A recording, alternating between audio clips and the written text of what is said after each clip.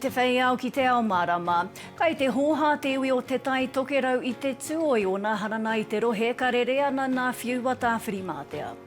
E toru tekau mātoru miriona tāra te nui o te kirimana I waenga I Oranga Tamariki me Waikato-Tainui kia noho haumaru Oranga Tamariki I te karauna. Nā kua tū te ihu o te mema paremata o Hauraki-Waikato ki nā whakapae a tētahi pukapuka hou, hai tā Nanaia Mahuta e whakaiti ana taua puka I a ngāi Māori.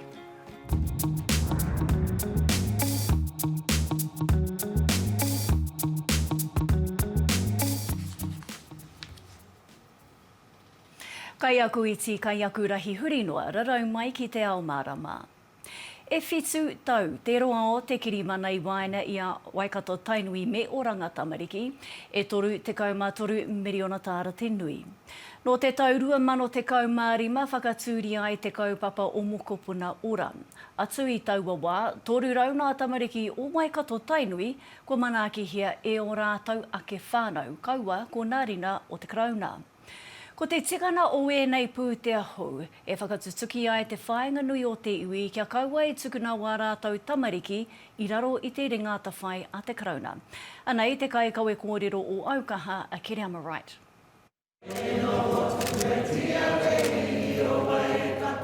He kirimana hou engari ko te whakapapa tonu te matua. Me mōhio pū ngā tamariki nei, no whea rāta. Me taku moha no, mā ngā marae, mā ngā hapu, mā ngā whānau, rātau e tiaki. At the heart of it, we know of, by and for iwi is the approach that works. Neke atu I te toru tekau mārua, miriona tāra te ura o te kirimana mokopuna ora Waikato-Tainui, ka tuarihia I ngā tau e rima. Ko tōna matua he whakahoki I te mana whakahaere ki ngā whānau me te iwi tonu. What Oranga Tamariki is doing today is a step towards shifting our decision making and resourcing closer to our whānau and our communities. And Wakapuna Ora is an initiative with Waikato-Tainui that is an example of that. The tribe has a unique position as a te tiriti partner to be able to bring our people together, to leverage off the role that we have through strategic leadership and create a different future for our whānau. Mai anō I te mokonga o te kauenata matua I waenga I Oranga Tamariki me Waikato-Tainui te tau 2015, ko heke te tini o ngā tamariki no Tainui kei te kupenga Oranga Tamariki, mai te whārau 60 I te tau 2018, ki te 2015 I tēnei tau. I tā Darren Haimona toi hau tuarua o Oranga Tamariki, nā te hononga ki te iwi I pērāe. That hasn't necessarily been because we've invested lots more money in Waikato-Tainui. I believe it's because they've kept us accountable. So they've been monitoring what we're doing with tamariki, that whakapapa to Waikato-Tainui. But as kaitiaki as well, they've been looking after all tamariki Māori that have been in that area and holding us to account on the decisions we make. We need to change up what currently exists. We need to transfer that over to our own people because our own people have the answers. Our hāpuri have the answers. Me te tūmanako hoki o ngā mana o Waikato-Tainui, ka heke tonu te rāta tauranga ki te kore hei ngā tau e tū mai nei. Ko tahi te painga o te iwi nei, kia tangohia katohia ngā tamariki, ngā mokopuna, I raro anō I ngā here o te karauna. Ko te tūmanako kia kumea katoa ki waho, whakahoki atu ki ngā whānau, ki ngā hapu, ki ngā iwi. We don't want to be looking back in 30 odd years and have the same outcomes that we're having for our mokopuna. We don't want any of our mokopuna in kia.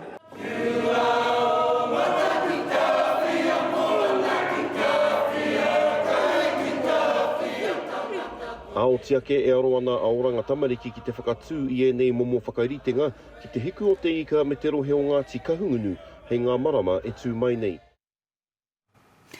E taumahana nei whiu o Te Tai Tokerau i te aneatanga o te āwhā me te pōua i Nāia nei e tumahuana na iwi o te ika Māori. He oe, kai te hōhā nā kai noho Te Tai Tokerau i te korena o nā hanganga i te rohe e tūpakari atu ana ki nā whiu a Tāwhirimātea. Kai tā mātou karere tōranga pua whatitiri te wake nā kōrero. Ko ngā hua o te marangai i Te Tai Tokerau. Hei tāpita tipene i kino rawa atu i te peo whairangi. Ka nui te waipuke, ko tetere ke ngā awa, e puta atu ana ki tau mārere, nā reira e wanga ana te iwi, na te nui o te wai. E haere ake nei ko ngā mahi whakapae i waho atu o kawakawa, whai muri ake i te heke ngai ho te ua, he 200 miromita te rahi, ko ngā hua o ngā takea huarangi. Ka hore he kōrero tuatu, I te wera haere te ao.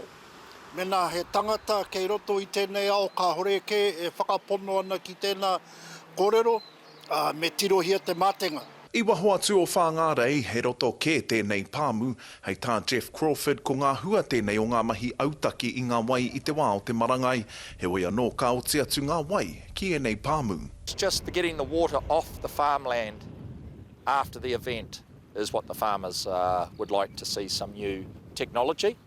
He oi, he take mauroa tēnei, he hapori e rongo ana i ngā ngoikoretanga o ngā punaha hanganga o te rohe. E harai te mea e tino hari ana i ngā mahi o te kaunihera, engari ko tino tahuri mai te kaunihera ki te kōrero ki ngā tino tāngata e noho ana i te taha tonu o ngā awa. We're not really too sure of the wider impact yet, but they do know that if there is severe damage either on farms or on roads, then there is support available.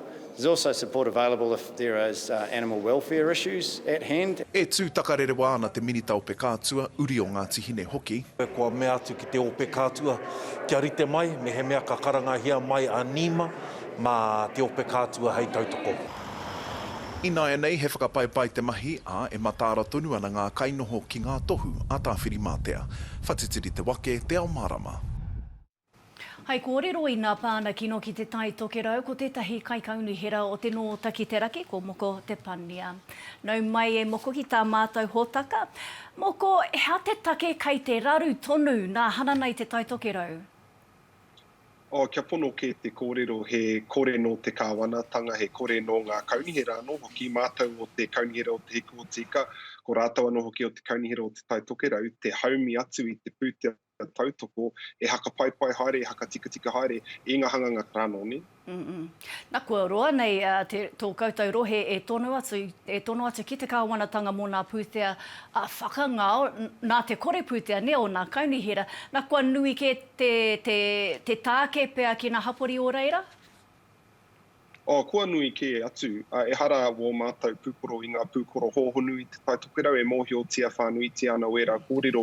Engari, ko te mea nui ne, me pēhia tātou e hakamāma i ngā huarahi whitinga kōrero ki te kāwanatanga, e tai mai ai ngā pūtea o ngā tāke utungi ana e mātou i Te Tai Tokerau, kia hakahokia mai ki a mātou hei mea hakapaepae i wēnei hanganga, i wēnei tūraru katoa, ko taku raru ke, ko te pūtea ka homai i muri mai, kaua i mua ke mai kia kaua e tūpono mai wai wēnei āhuaranga. Nā, he kaitono koromatua koe, ka tae e koe te whaihua pai ki tō hapori mai tō koutou kaunihera? E mōhi o pai ana hau ka taia, hei tēnei whiringa pōtīnei tūai toko whāmai ngā kai kaunihera Māori, pēnā ko au anō hoki te koromatua, e mōhi o ana hau kei a mātou ngā pōti, e hakaoti ai i ngā me hakaoti mō ngā hapori kei tua whenua, koia wera ko ngā hapori Māori nō reira, mā te pēnā o e whaihua ana. Moko, whakahokia rānei te pūtea PGF me Aotearoa tuatahi? Ai, marika, māma noi ho atu tērā kōrero ki a haunei nā ko te pūtea i ahu mai i tērā tahua tua whenua. He mea i tino hakaora anō i a tātou ki a tai atu tātou o Te Tai Tokerau, mātou o Te Tai Tokerau, ki te taumata o e ratu o ngā rohe. Rakau anō i whaihua ke atu, ko taku aroha ke, ko taua pūtea i aineina, he 200 mano noiho kei te kāwanatanga o tēnei wā. Hakahokia mai te PGF a ka kitea te oranga tonutanga o taku rohe. Ki te hoki mai a winitana ne ka tuia hei kaumātua mau, hei kaiarahi i a koe? O e korea hau e huri tuara ki te tangata ka hiahia ki te āwhina mai i āhau neina, nō reira ai marika. Ka pai moko te pane a kāre a rika nei te mihi, kia ora. Aku whetai, ngā mihi. Nā ako tonu nei, he mātana tikana mati hiko iwi take me wāna kōrero whakatūpato i te mahere a te kāwanatanga kia whānui ake ai te whakamahina hangarau kanohi ki tea ka i pānia te whakahāwea kia ngāi Māori.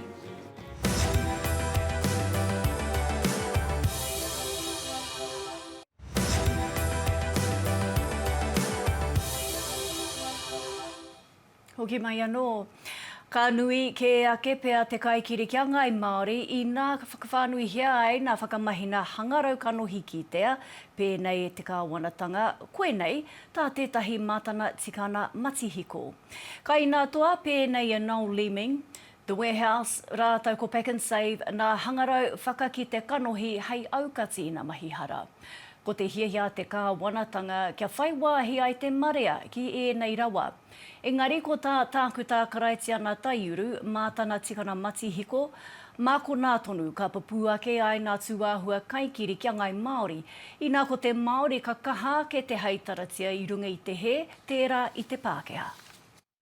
There's the issues of bias in the systems, and we see that in America.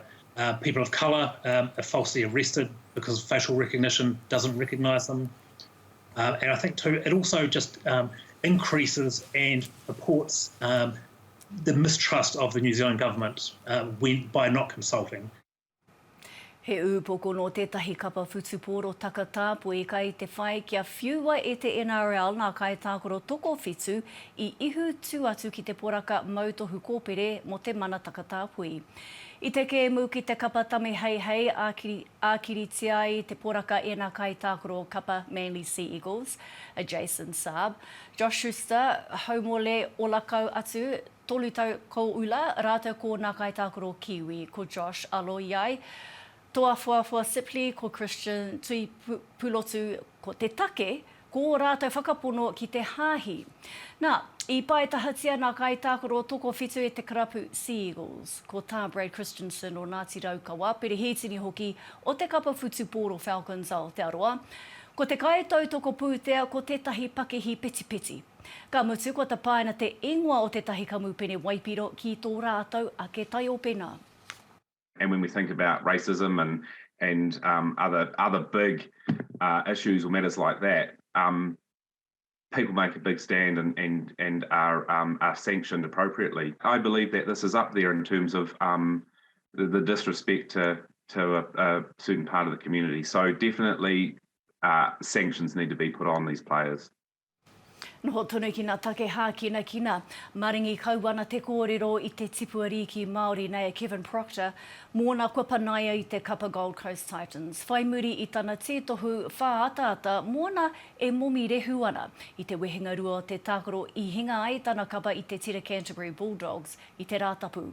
Kāre te momi rehu i te whakaitia i nā whare hākina kina o Ahitereiria, kāre hoki i te whakaitia kia mahia nā waia pūkoro i te wae tākoro hiana he tukina NRL. Hai tā te uri o nā puhi, kua patua ia e te whakamā. E ai anō ki tana kai whakahaere, kai te nui nā raru e Nanaia Proctor, pēra i te wehena o rāua ko tana hoa whai aipo, me te pāanga o tōna māma ki te mate pukupuku. Ki take ke atu, kai kānata te pōpa i tēnei wiki ki te whakareka me te whakatairite i nā he ōmua o te hahi katorika nā rātou nā tamariki o nā kura iwi take i here, kia noho taratahi ai o rātou whānau me o rātou iwi. Kai te takiwā o te kotahirau e 50 mano nā tamariki iwi take i kaha kina atu i o rātou whānau kia kurainai. Nō te rautau te kauma iwa tainua mai ki nā tau whitu te kau, me te whaenga nui kia tūhāha tō rātou noho i o rātou iwi, reo ahurea anō hoki.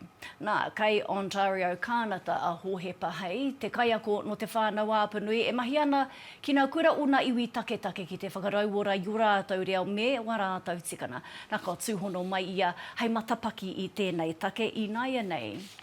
Nau mai ki te hōtaka e te reo mai tawhiti. Bonjour, tēnā koe. Bonjour. Nā hohepa kua noho, tahi koe ki nā mātanga mātauranga iwi taketake i kānata, ki tō titiro hea tā rātou ki te haerenga te pōpā ki kānata ki te tuku whakapāha? Kia rātou, he tīmatanga, hioi anō, he maha ngā mahi kai mua tonu i te aroaro, ara kia tano hia mai taua ture matua rā, Doctrine of Discovery, tuatai kia tango hia mai tērā, kā rua kia whakatikahia i nā take raupatu whenua, me te whai rongoa mo te whakarau ora i te reo taketake o nā iwi o konei.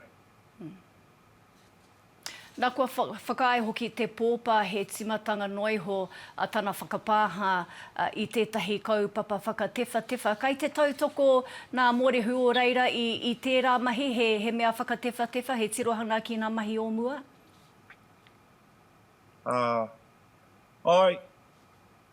Tētahi o rātou kei te āhua noho weherua nā iwi o konei, i runga i te nui o te hunga o konei e noho tonu ana ki raro iho i te hāhi katorika. Wētahi atu o rātou, kei te pūmau tonu ki tā rātou mana motuhaki no reira koe rā te take kei te noho weherua nā iwi. Ko tētahi atu take kua tuku atu te kāwanatanga o kānara nei, i te nui o te pūtea, ki te whakatūwhera tēnei huihuinga o tauaranga tirara, hioi anō.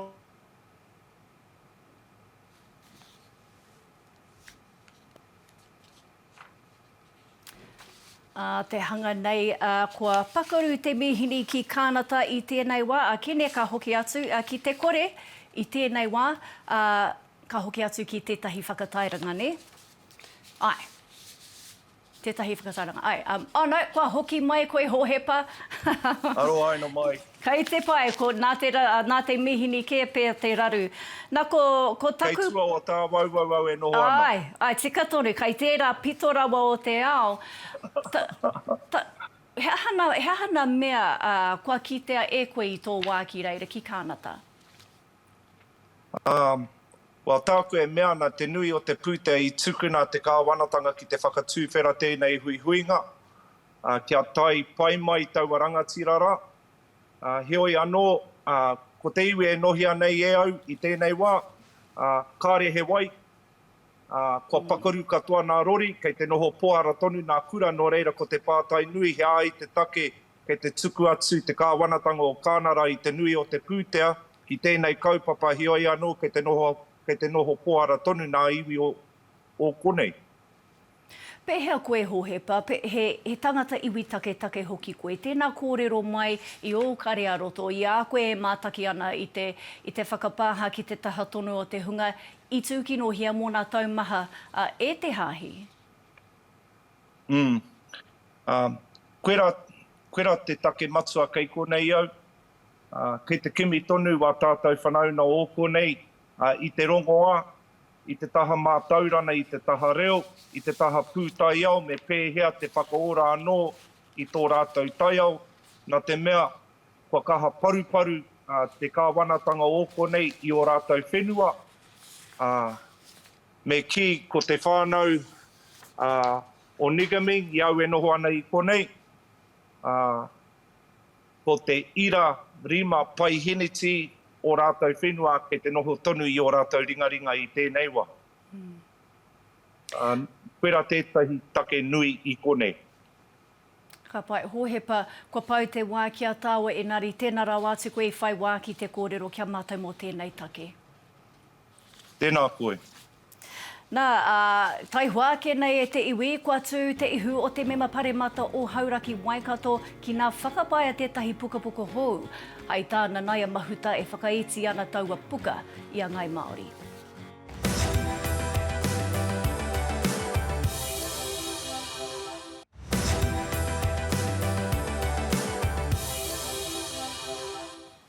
Nau mai anō. Kua tū te ihu o te mema paremata o Hauraki-Waikato ki nā whakapae tētahi pukapuka hou, e whakakāhore ana i te tārukena o ngāi Māori i rangi awhia i te tau ko 1994, te wā o nā pakana whenua. Hei tā Nanaia Mahuta e whakaiti ana taua puka ko Juane's Last Stand, te ingoa, ia ngāi Māori, ka whakakohuki hoki i ngā uri o Ngāti Apakura. Te urutomo i te tau 1994 ki rongo āpio, heke mikimi kōrero noa he ai ki ngā tuhinga a tēnei pukapuka, Juane's Last Stand. I think if you look at the statements made by Ngāti Apakura and Tom Roa in particular, it will be traumatising, re-traumatising a historical event that did occur and has been recognised by the Anglican Church. He kamupene tuhi pukapuka kua roa e werohi ana mo nā whakaputa whakaaro tau patupatu i te hitori o te Māori. I nā te whakapae, kore rawa te karauna o te wā i whakatoke i te Māori. But you know, contested histories have been a part of New Zealand's challenge and what we need to do is try and ensure that we're resolving these historical injustices and hurt and harm in a way that builds our nation, not distracts us and perpetuates further division. Ko te hitori kua tāhia ki ngā whakaaro Ngāti Apakura, he kotahi mano hoia a te karauna i kuhu pokonoa ki tō rātau papakāinga, te mārā kai o te hapori. He ai ki te kaituhi hitori a Vincent O'Malley, te nuinga he wāhine, he tamariki me te hunga pakeke. Kia hoki wairua mai. Te wairua o tātou tūpuna i hinga ki konei. Ngā pae o te pakanga i rere ai te toto. Te takahanga o te riri ki runga kia tātou, me maumahara. Engari kaua, mā te ao Māori noiho, mā te ao Pākehā Māo te ao roa tonu, hei maumahara. Engari ko te hiahia a te pukapuka nei, kia aro ke ngā whakaaro ki tērā o te rongopai o ngā hoia a te karauna o te wā, i ngā kāore he paku tangata i mate i roto i te whare karakia i tahuna e rātau. Ko te utu mō tātou te iwi Māori i tūai ki te pakanga mai rangi riri, heke mai ara ki konei ki rangi awhia ki o rākau. He aha te utu, ko te raupatu, ko te muru o te whenua. Kei te backdoor o te kāwanatanga, e nei e tangihia tonutia nei e tātou e te ao Māori. Aha koa te āhua whakaparaha ko i nā kōrero tuku iho, e kore taea ki te huripoki i nā kua takahia kehia te huarahi hoki ngā mahara e te iwi. Tēnei Molyneux, Te Ao Mārama. Kia te tironga ke inai nei ki ngā matapai huarere mua a pōpō. Ka mārire haere te kōpato o te ue ki ka taia hai te ata. Ka kaha te karawhiu a Tāwhirimātea no taue tā ki tāmaki makaurau. Te haumaru ki rotorua, hai te ahiahi ka puta tamanui ki runga kia turananui a kiwa me ona hihi mahana. Engari, ka marangai ki ngā motu. Mao te ua ki te taone matua hei te ahiahi pō he haunga tiu. Ra he hau no ta weta tērā, ka papuhi ki whakatū, ka marara te ua ki o tautahi, mārire noiho te hau ka papuhi ki tāhuna me wai hōpai, na ka ua hoki ki aua taone e rua i ētahi wā akāti. Koina tā Te Ao Mārama i tēnei pō.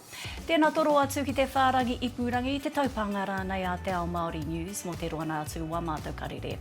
Hei whakakōpani ake i te hōtaka. He waiata hou, nā te rōpū waiata, nā mai mua, ko ārero paunaru. Atu ia mātou katoa Te Ao Mārama kia ai o te pō.